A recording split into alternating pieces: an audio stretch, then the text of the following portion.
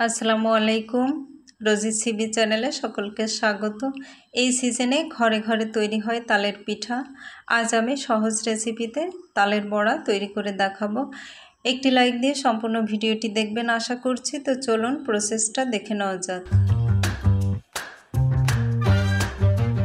তালের বড়া তৈরির জন্য আমি এখানে 2 কাপ তালের রস নিয়েছি। এর মধ্যে দিয়ে দেব 1 কাপ কোরানো নারকেল, দিয়ে দেব 1 কাপ চিনি। মিষ্টিটা যার যার টেস্ট অনুযায়ী দিয়ে দেবেন। দিয়ে দেব স্বাদমতো কিছুটা লবণ। এখন চামচের সাহায্যে সব কিছু একবার ভালোভাবে মিশিয়ে নেব। এখানে চাইলে নারকেলের পরিবর্তে আপনারা গুঁড়া দুধটা ব্যবহার করতে পারেন। এখন দিয়ে দেব 2 কাপ চালের গুঁড়া।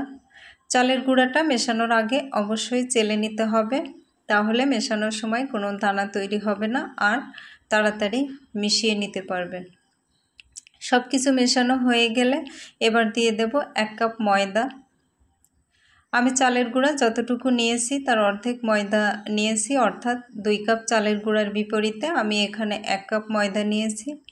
চাইলে ময়দার পরিবর্তে আটাটাও ব্যবহার করা যাবে। এখন দিয়ে দেব হাফ চা চামচ বেকিং পাউডার। এটা টোটালি অপশনাল।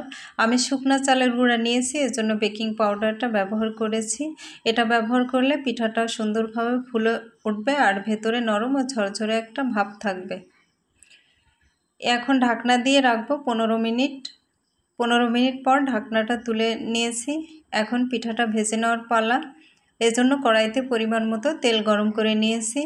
এবার ছোট ছোট গোলাকৃতির শেপ দিয়ে পিঠাটা তেলের মধ্যে ছেড়ে দেব। পিঠাটা তেলে ছাড়ার সময় চুলার আঁচটা লো করে রাখবো আর সবগুলো পিঠা তেলে ছাড়া হয়ে গেলে লো টু মিডিয়াম আঁচে পিঠাটা ভেজে নেব।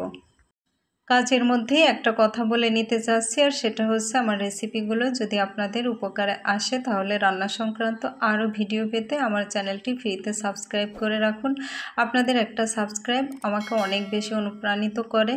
এরই মাঝে আমার প্রথম ব্যাচের পিঠাটা ভাজা হয়ে গিয়েছে, এখন তুলে নেব। একইভাবে আমি আমার সবগুলো পিঠা ভেজে নেব।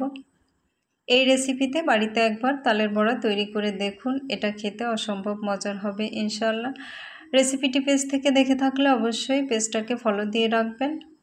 শেষ করছি আজকের মতো, কথা হবে অন্য কোনো ভিডিওতে। আল্লাহ হাফেজ।